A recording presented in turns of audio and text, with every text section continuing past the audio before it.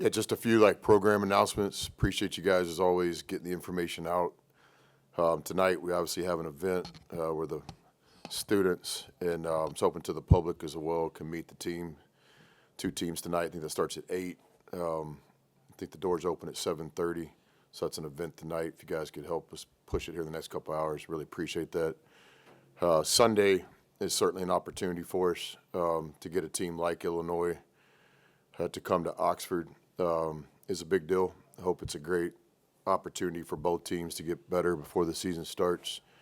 11 o'clock tip time brings some challenges to the students who might have had a great night the night before, or to those of us that are committed to going to church. I'd say this to our fan base, national television picked up the game. To me, that's an honor. I think it's a lot of respect for Illinois, but I think it's some respect for our program too, where we're building it quickly. So it's a TV start time. There's only a few of these exhibition games that got picked up on television, so we're looking forward to that opportunity. So we're hoping to have a great crowd. 11 o'clock tip on Sunday. The game is free for students. With the charity game, we're going to raise a lot of money for a great organization, CASA, and so we've had some key people actually buy those seats to give to the students, so the students can come for free on their student ID. Then just encourage anybody out there that hasn't gotten tickets, just call or email, text, whatever, the Ole Miss ticket office. There's seats available. And again, the profits of the game go to a great organization, CASA, that helps a lot of kids in need.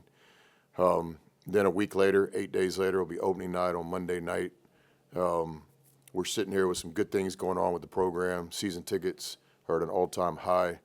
There's limited amounts available right now, and there's some single-game tickets for each game, including opening night. So just want to get that word out. I think that first game's a 7:30 tip, if I'm not mistaken. Second game of the year will be that Friday. A game that's hopefully convenient for our fans because you got the big football game the next day. So the idea is to play a late tip. Actually, it might be an early tip because that game got picked up by TV2. So the Friday night game's at 6 o'clock. Plenty of time for everybody to get situated in the Grove after the basketball game. Third game of the year is the Tad Pad game. We expect to sell out on that. One thing we're doing for our students is if each student goes to the first two games, Monday opening night, Friday game 2, they'll be given some type of certificate, or I think they told me it's like a wooden nickel or something, but then that game makes it where you can get into the Tad Pad game, no questions asked. So you come to the first game, the second game, you get the student coupon, you're able to get in the Tad Pad game. In terms of fans and general public, there's limited seats available for that third game of the year, Tad Pad game. We'll honor Coach Bob Wetlick in that game. It's pretty cool that the opponent, South Alabama, a first-class program, a lot of postseason success in recent history. Coach Wetlick coached at South Alabama too, so just a special night for how that lined up for the Wetlick family and all the players that played for him. So appreciate you guys helping us kind of promote the news. Questions, Coach? Chris, I don't know how much specifics you can talk about the secret scrimmage that y'all had this past weekend, but just because do you feel like you saw what you wanted to see out of your guys, and just kind of, what aspects were you pleased with and what not? Yeah, I can't talk about it at all with the rules, but we're blessed to have a great opponent. We've played the same team for years. I don't know how many, might have been 7 or 8 years by now. So a team we have a lot of respect for. They really challenge us. We learn a lot about ourselves each year in this closed-door scrimmage. So from our point of view, just work in progress. Certainly could talk about a lot of positives that we saw on that Saturday morning, but certainly on the other side of the coin, some things we got to clean up quickly. So it's just really valuable to play outside competition. It exposes you. My personal opinion, I don't understand why in college basketball we only get 2 opportunities like that. It makes no sense to me, but we don't make the rules. But just some common sense to me. I would think that you let Division I schools play a scrimmage, maybe an opponent within a 100-mile radius, so you don't have the expense of travel and all this. Guys don't miss class. Maybe give 1 or 2 of those opportunities. I think the charity exhibition games makes a lot of sense. It's quality opponents, raises money for great causes, so all of us in this country would say that's a good idea. But to me, that kind of takes away the chance to play some Division II schools and NAIA schools, which I've been on the other side of that coin. Is a big, big deal for us financially and basketball-wise for our Angelo State teams, McMurray teams, and other teams like that to play a D1. So, again, back to this, I don't know why they don't give us a crack to do that to make basketball better. Some cracks to play some local teams, and then maybe the charity exhibition game continues. But for us to only have 2 opportunities each year, it puts a lot of pressure on getting ready. To me, you guys have to correct me, but I think we're the only major sport that's kind of set up like this. Like even the NFL plays preseason games. I don't know about college football, different sport and stuff, but I know they have, their spring scrimmage and certain days to practice. But I think in basketball, our game would be better if they gave us a chance to play some more preseason scrimmages. It's better for the players, it's better for the game, and it's better for the fans. Not every school would schedule the high quality opponent that you guys have for this exhibition coming up. Just what sort of opportunity is this for this program and for the fans to see this group so early against a really good team? Yeah, we're playing in the Southeastern Conference, and so to prepare for the SEC, anytime you can play against a nationally ranked, type team, Illinois is really good. You guys know this. You understand the brand and the coach and the players and the talent. So it'll be a great opportunity for us. We're going to play against one of the best coaches in the country. We'll play against some really good talent, some NBA talent, some experienced talent, some young talent. Brad's style of play will put some pressure on us. We'll play against similar styles of play in our non-conference schedule and in the SEC. I'm appreciative of Illinois, wanting to play the game. We all have choices, us included, but for them to see value and coming down here, I think it'll be a winning day for both teams. Way more important than the scoreboard, on Sunday morning is, can both teams get something out of this? And I think it will. I think it will happen. I think both teams will benefit a lot from this game. We appreciate Illinois playing this game in Oxford and helping us all raise money for CASA, a great organization. Coach, this game focused on winning it, or is there some combination of also, hey, I've got to look at some people, I've got to look at some rotations and that kind of thing that maybe you wouldn't do if it were a game that, for lack of a better word, counted? Yeah, definitely both. I mean, if there's a scoreboard on, you're going to try to win. Just like in practice, if there's a 4-on-4 competition, 5 stops wins it, we're trying to win. If there's shooting competition at night, our weekly shooting trophies and goals and stuff, I mean, in competition, you find a way to win. Even if there's not a scoreboard as a competitor, you try to evaluate what a win is. So, just growing up, shooting free throws by myself, I always had my record of how many I made. Then the win is if I can do one better. So, yeah, I'm sure Illinois feels the same way. There'll be some competitive spirit going on. But definitely the focus in this game is to play some people, play some rotations, learn about our team. So, when it gets down to the last 4 or 5 minutes of the game, it probably won't be the typical kind of college basketball game. We still have some objectives other than the scoreboard we'll try to accomplish. You visited the fraternities. What was important to you about getting those students on board and engaged with what this team's doing this year? Yeah, there's no more important relationship for us as we build this program than with the students. There's some equally important relationships, obviously, with our fan base, our season ticket holders, our alumni, our former players, former coaches, and but there's no group more important than our students. To me, one of the things we have to get done here in Oxford, and you can't do it overnight as much as I would like to, is we have to build a home court advantage. And to do that in college basketball, it always starts with the student section. You guys know that in the pavilion, the students get the best seats. We just got to get it to where, we have a relationship with the students where it doesn't matter what time the game is or who we're playing. We know that we have one of the best environments. Last year, year one, so many positives, so many thank yous that are due. We had a big increase in attendance. We had some special nights. We had multiple sellouts. You guys were there. We had some electric atmospheres. Next step is consistency. Can we do it all the time and not just the one game here and there?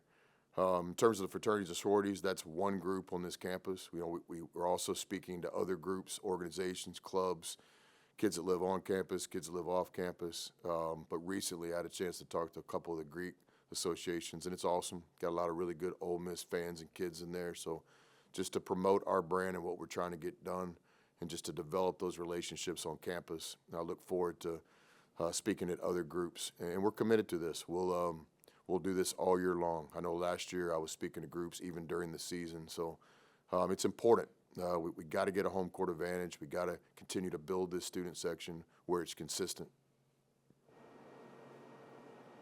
I guess you may have just answered this right here, but, obviously you talked about, this being an objective, when you first got here last year, and I think the attendance numbers and all that speaks for itself, but just what were the biggest challenges that you and the staff kind of ran into last year to kind of cultivate that, even though the number speaks for itself, and I guess what were the objectives to, to improve some things going into this season on that front? Yeah, I think all jobs have strengths. That's where we start. And we were blessed following Kermit, AK before Kermit. I mean, this program was in good shape for so many reasons.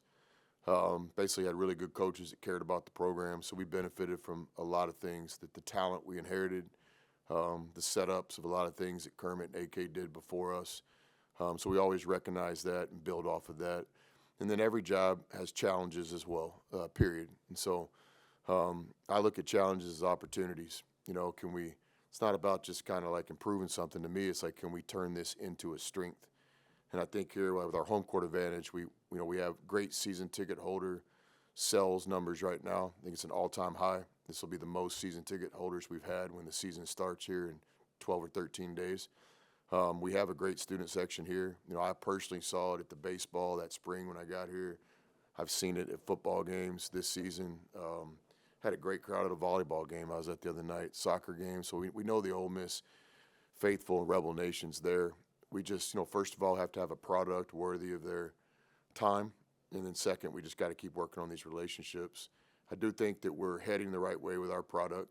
I don't say this in a self-promoting way at all, but I think, Ole Miss has been playing basketball for a long time. This is the second season. We'll enter the season with some national recognition, second time in history. That, to me, it's a direct compliment to our players. That means the people that are writing these articles or making these votes see that we have some talent on our roster where we're worthy about being a part of a conversation, one of the best teams in the country. So to me, we're working hard on recruiting, developing talent, coaching talent, recruiting talent, and then we're also developing on trying to create a home court advantage here. And we got a lot of people helping us. I mean, our season ticket holders have been great. Our students have been great. Marketing team's been great. We just keep plugging away, just step by step. Last year we had some undeniable momentum. It'll be really interesting to see what we can kind of get started this early season, beginning tonight's event, and then certainly Sunday at 11 o'clock, playing an exhibition game on national television. I know it's a challenging time with church and all at 11 o'clock, but, there's church on TV. There's early church, late church, so hopefully people will recognize that. Obviously it's a ranking in mid-October before games have even been played, but to get that preseason ranking along with, in a couple of years being added to the Maui tournament, which has that kind of tradition to it, do you feel like might not be the right word, validation for where you want it to be heading into year two in terms of a national perspective? Well, I think we're building it, and there'll come a day where we're not talking about this kind of stuff, but I recognize one responsibility of my job. This is year two, and we have to see some things along the way to basically, educate our fan base and create some excitement here. So the fact that we're being mentioned as a competitive team, I think is a direct compliment to our players. We've got some good players on the roster. Our coaching staff has proven, that we can do our part as well. So that's a good thing. So I think the recognition, it doesn't mean anything in terms of when the ball goes up. We all know that. But then I'll say this, we're trying to do things that have never been done here before. We'd like to get Ole Miss to a Final Four. We'd like to win a Monday night game. So to do that, if the ultimate goal is to do some things that have never been done before, then obviously some steps along the way, we're going to have to check some boxes that have never been done before too. So early stages of building a program, year two. But I think some of the attention and the momentum, and just kind of the excitement around our program right now is good. It's good, and we don't shy away from that. It's a responsibility. I think our players understand that, and I think our fan base understands that too. We were just at media days. There's not just you guys, but a lot of SEC representation in those polls and in mock drafts and that kind of thing. I know you haven't been in the league that long, but you've been around the league a long time. Is this as deep as the SEC has been in a long time? In my opinion, yes.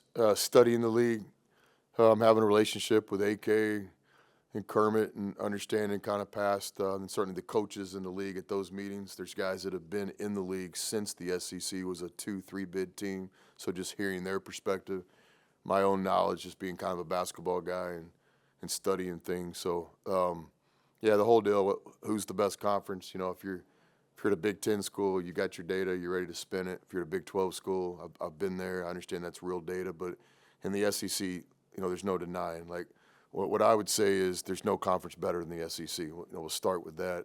More NCAA tournament bids, more guys on NBA rosters, great fan bases, Final Four teams. So yeah, this league is real.